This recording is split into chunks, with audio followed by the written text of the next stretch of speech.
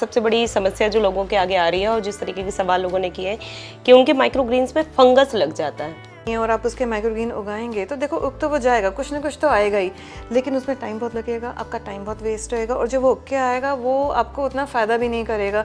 मैं यहाँ पे आपको दिखाना चाहूँगी कि पर जब हम मार्केट से सीड लेते हैं तो आपने देखा होगा उसके ऊपर एक कोटिंग करी हुई होती है। वो कोटिंग किस चीज़ की होती है? वो होती है कि वो सीड्स जो हैं वो ख़राब ना हो जाए। जब उन्होंने पैकिंग करी, अब उसी टाइम वो कोई पैकेट खरीद के माइक्रोग्रीन नहीं लगाएगा, वो 2 महीने में खरीदे, 3 महीने में खरीदे, 4 महीने में करें।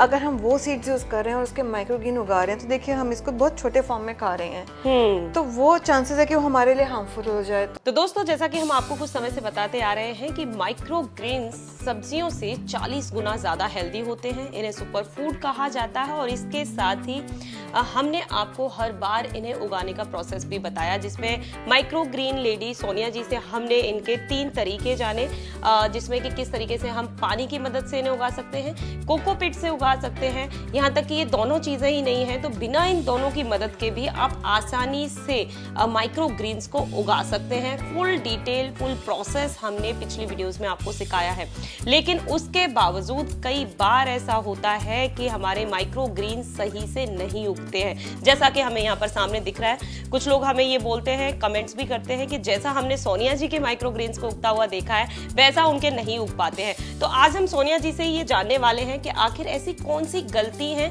जो ज्यादातर लोग कर देते हैं जिनकी वजह से उनके माइक्रोग्रीन्स नहीं उग पाते हैं। तो ज्यादा देरी ना करते हुए हम उनसे मिलते हैं और पूरी जानकारी लेते हैं। इससे पहले यदि अभी तक आपने अपने YouTube चैनल यूनिक फार्मिंग को सब्सक्राइब नहीं किया है तो अभी सब्सक्राइब करें, साथ ही बेल आइकन भी दबाएं ताकि आगे आने वाली वीडियोस की नोटिफिकेशन आपको मिलती रहे। नमस्कार मैम। नमस्कार। जैसा कि मैं अब यही कहना चाहूंगी कि आप हमारे चैनल पर परिचय की बिल्कुल मोहताज नहीं है। ये सोनिया जी हैं जो माइक्रोग्रीन एक्सपर्ट हैं और जैसा कि हम अपने सामने देख रहे हैं कि बहुत तरीके के माइक्रोग्रीन्स यहाँ पर उगा रखे हैं।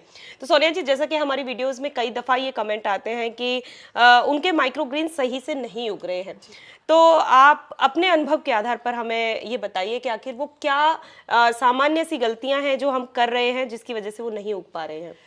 जैसा कि मैंने बताया कि नियम बहुत ज़रूरी है हर चीज़ के लिए। तो जब हम माइक्रोग्रान उगा रहे हैं, देखिए हर चीज़ के लिए डेडिकेशन ज़रूरी है। अगर आप हेल्दी होना चाहते हैं तो आपको भी वहाँ पे भी डेडिकेशन दिखानी चाहिए। सही। तो सुबह शाम आपको उसको अगर पानी देना है तो आपने पानी देना है, सुबह शाम आपने उसको चेक करने की कहीं उसमें फंगस तो नहीं आ रहा है। हमने बना के उसको एक डार्क स्पेस पे छोड़ दिया, उसके बाद हम देख ही नहीं रहे हैं कि उसके अंदर पानी है नहीं है।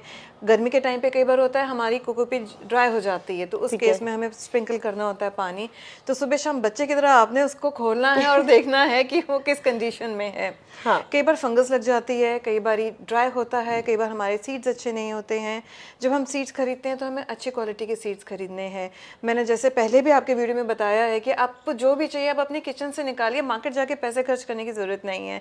जब हम किचन से सीड्स निकालते हैं, देखिए आप कहीं से भी किसी भी कंपनी से कोई भी सीड्स, आप सरसों खरीद के खा रहे हैं तो आप अच्छी क्वालिटी की सरसों खाएंगे, कोई लोकल तो नहीं खा रहे हैं। तो जब आप अपनी किचन से सरसों के निकालेंगे तो आप ऑब्वियसली आपकी जो माइक्रोग्रीन है वो अच्छी उगेगी, खराब नहीं उगेगी। लेकिन यही अगर आप कहीं से लोकल सीड खरीद के लेकर आते हैं तो उसका जर्मिनेशन रेट कम होता है।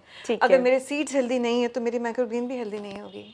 बिल्कुल सही बात है। ये पहली गलती जो ज़्यादातर लोग मेरे ख्याल से कर देते होंगे कि वो अच्छे बीज नहीं खरीदते हैं। तो जैसे कि हम हमेशा कहते हैं कि आपको गार्डनिंग में सबसे पहला जो स्टेप है उस पर बहुत ध्यान देने की ज़रूरत है कि आपको बीज अच्छे खरीदे हैं। तो इन द सेम वे हमें माइक्रोग्रीन्स के लिए बीज बहुत अच्छे खरीदने हैं। ठीक है मैम, ये बहुत अच्छी आपने बात बताई है। तो मैं आपके अनुभव के आधार पर ये भी जानना चाहूँगी कि आपके साथ भी ऐसा हुआ है कि मतलब आपने बीज मतलब माइक्रोग्रीन्स उगाए और वो उगे नहीं?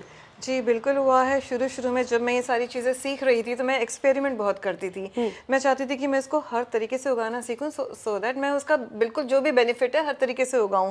तो जब आप एक्सपेरिमेंट करो तो आपको सीड्स भी बहुत सारे चाहिए। तो एक दिन मैं ऐसे ही बाहर जा रही थी, तो मैंने लोकल गेहूं के कुछ स्टोर से ना बिल्कुल उनके बाहर उसने मुझे बोला भी कि बिल्कुल लोकल है। मैंने कोई बात नहीं, आप मुझे दे दीजिए, मैंने तो माइक्रोग्रीन से उगाने हैं। तो मैंने वो वहाँ से उसे गेहूँ खरीदी और उसको पानी में भिगोया। पानी में भिगोने के बाद जब मैंने उसको छाना तो जो गेहूँ के दाने थे वो ऐसे बिल्कुल गल चुके थे कि मुझे लगा पता नहीं स्प्राउट्स होंगे कि नहीं होंगे। पर फिर भी मैंने कहा कि नहीं, ये तो मैं उगा के ही रहूँगी, और मैंने उसको कोकोपीट में लगा दिया। ठीक है। जो कि कुछ ही सीड्स उसमें से स्प्राउट हुए। तो हुआ क्या, जो मेरी ट्रे थे उसमें 5 या 6 आपको वो गेहूं के स्टेम्स नजर आ रही थी और बाकी कुछ जर्मिनेट नहीं हुआ उसमें। ठीक है, ठीक है। तो हम समझ गए हैं और इस बात का हमें बिल्कुल अच्छे से ध्यान रखना है कि बीज हमें अच्छे खरीदने हैं। तो और इसके अलावा कौन सी वो दूसरी गलती है जो ज़्यादातर लोग करते हैं? दूसरा, जब हम मार्केट से सीड लेते हैं, अब माइक्रोग्रीन की अगर हम बात करें तो हम पालक के भी माइक्रोग्रीन उगा सकते हैं। काफ़ी लोग चाहेंगे कि मैं पालक के या मेथी के माइक्रोग्रीन उगाऊं, पर जब हम मार्केट से सीड लेते हैं तो आपने देखा होगा उसके ऊपर एक कोटिंग करी हुई होती है। वो कोटिंग किस चीज़ की होती है? वो होती है कि वो सीड्स जो हैं वो ख़राब ना हो जाए। जब उन्होंने पैकिंग करी, अब उसी टाइम वो कोई पैकेट खरीद के माइक्रोग्रीन नहीं लगाएगा, वो 2 महीने में खरीदे, 3 महीने में खरीदे, 4 महीने में करें। तो एंटी फंगल या एंटी फंगस के लिए उसके ऊपर एक कोटिंग करा जाता है। अगर हम वो सीड्स यूज़ कर रहे हैं और उसके माइक्रोग्रीन उगा रहे हैं तो देखिए हम इसको बहुत छोटे फॉर्म में खा रहे हैं, तो वो चांसेस है कि वो हमारे लिए हार्मफुल हो जाए। तो जब भी हमें सीड खरीदने हैं हमें ये ध्यान रखना है कि उसके ऊपर कोई कोटिंग ना करी गई हो, एंटी फंगल या उसके ऊपर कोई भी किसी भी तरह का कोटिंग ना करा गया हो। इसलिए बेटर यही होगा कि आप अपने किचन से ही सीड लिए और उसको यूज़ करिए। ठीक है। एक और गलती होती है, अब देखिए सर्दियों में तो गाजर बहुत उगती है। क्या आपने कभी गाजर उगाने की कोशिश की है घर पर? मैंने तो नहीं उगाया है। क्या कभी आपने किसी से सुना है कि कोई मई जून में गाजर उगा रहा है? नहीं।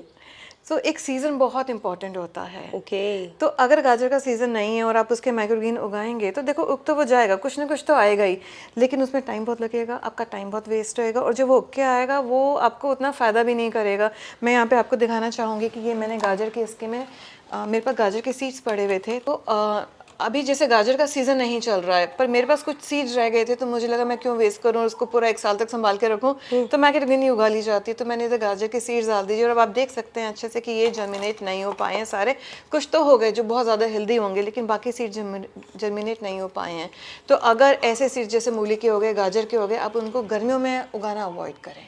ठीक है, ठीक है। तो ये चीज़ तो वाकई ध्यान रखने वाली है कि हमें सीज़न के अकॉर्डिंग ही बीज ग्रो करने के लिए लगाने हैं। ठीक है, ठीक है। एक जो मैम सबसे बड़ी समस्या जो लोगों के आगे आ रही है और जिस तरीके के सवाल लोगों ने किए हैं कि उनके माइक्रोग्रीन्स में फंगस लग जाता है। जी, जब आप उसमें पानी ज़्यादा डालते हैं तो उसमें फंगस आने के चांसेस बढ़ जाते हैं। तो पानी आपने मॉडरेट में लगाना है। जैसे जो गार्डनर्स हैं उनको तो पता होगा, जब हम गमले में पानी देते हैं हम पहले चेक करते हैं कि क्या उसकी मिट्टी ऊपर की सूखी है कि गीली है। अगर ऊपर की मिट्टी गीली होती है तो हम उसमें पानी नहीं डालते, और अगर ऊपर का 1 इंच का मिट्टी सूख जाता है हम तभी गमलों में पानी डालते हैं। तो उसी तरह वही फार्मूला हम यहाँ पे भी अप्लाई करते हैं। हम चेक करते हैं कि क्या मेरी कोकोपीट गीली है कि सूखी है। अगर आपको लग रहा है कि वो हल्की सी ड्राई हो रही है तो आपने ऊपर से पानी स्प्रिंकल करना है, वरना नहीं करना है। तो अगर आप पानी डालना भूल जाते हैं तो आपकी माइक्रोग्रीन ड्राई हो जाएगी। और अगर आपने ज़्यादा पानी डाल दिया कि नहीं ये तो सूख जाएगी और मेरे पास टाइम नहीं और मुझे ऑफिस जाना है, तो आप ज़्यादा पानी डाल के जा रहे हैं तो उसमें फंगस बढ़ जाएगी। चलिए, ये तो हम बिल्कुल मान सकते हैं कि गार्डनिंग में जैसे हम लोगों को बोलते हैं कि सारा खेल वाटरिंग का है। अगर आपने ओवर वाटरिंग कर दी तो भी पौधा खराब, और अगर आपने लेस वाटरिंग की है तो भी पौधा खराब। तो सेम यहाँ पर माइक्रो ग्रेन के साथ हो रहा है। तो मेरे को यहाँ पर मोटा तौर पर समझ में आ गया है कि कुछ गलतियाँ जो हम लोग ज़्यादातर कर रहे हैं वो पानी देने में ही कर रहे हैं। जी बिल्कुल, क्योंकि अब हमारे सामने ये ट्रे होती है तो हम जल्दी जल्दी कोशिश करते हैं कि ज़्यादा पानी डाल देते हैं और वो फंगस लग जाती है।